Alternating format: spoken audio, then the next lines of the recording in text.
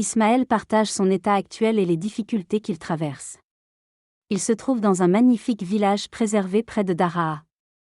Ismaël témoigne de sa rencontre avec Babaji à l'âge de 5 ans, qui a bouleversé sa vie. Il souligne la différence entre le message originel de l'islam et la façon dont il est parfois utilisé.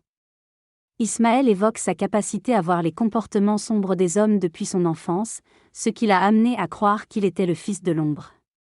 Babaji lui a montré que cette croyance était la source des attaques des entités malveillantes contre lui.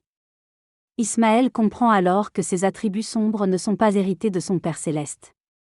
Dans cette histoire, l'auteur fait référence à un système de survie inconscient qui nous pousse à nous protéger de la mort et des agresseurs.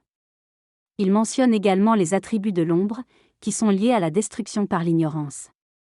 Ensuite, il relate une expérience spirituelle où il a demandé à Mahavatar Babaji de transformer sa croyance selon laquelle il était le fils de l'ombre. Babaji lui a montré un océan de lumière et a expliqué que nous sommes tous les fils de Dieu, mais que nous avons tendance à l'oublier en nous incarnant dans ce monde. L'auteur a ensuite réalisé que son corps et tout ce qu'il appelait moi n'appartenaient pas vraiment à lui, mais à Dieu. Il a compris que le sens de sa vie était de grandir et de faire grandir sa conscience tout en laissant Dieu prendre le contrôle. Il a demandé à mourir à son ancienne identité et à laisser Dieu reprendre tous ses droits sur sa véritable essence. Le processus prendra du temps, mais il est prêt à le vivre. Actuellement, je suis confronté à une problématique intense avec les ancêtres de ma lignée.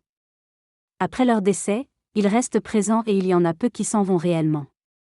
Il y a une connexion profonde par le lien du sang, et Jésus-Christ m'a parlé de boire son sang.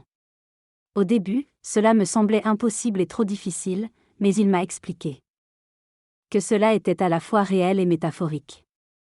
Ainsi, il m'a invité à étudier ensemble la signification de cette pratique. Il m'a expliqué que Jésus-Christ avait atteint un état de transcendance totale, devenant Dieu lui-même. Son sang a subi plusieurs transformations jusqu'à sa divinisation totale.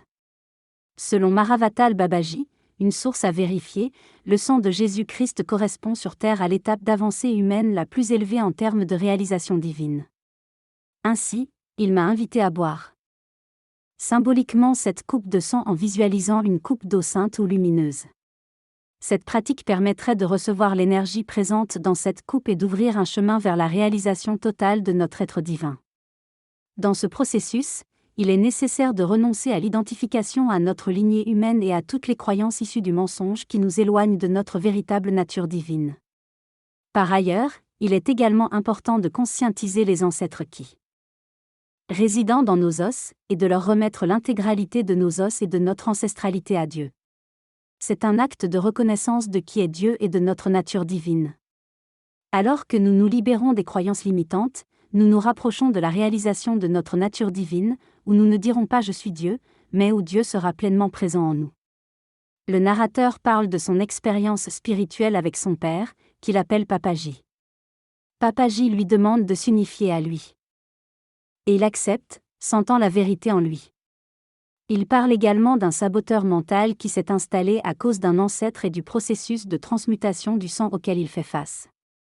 Il explique que le chemin est de se donner à Dieu et qu'il a demandé à Papaji de s'unifier à lui. Il mentionne également que Papaji lui a dit qu'il lui prêterait sa maison vibratoire, sa cathédrale et sa divinité, mais qu'un jour il devra marcher son propre chemin vers sa propre rencontre ultime avec Dieu. Le narrateur termine en souhaitant le meilleur à tous dans leur chemin de vie et en annonçant son voyage au Maroc.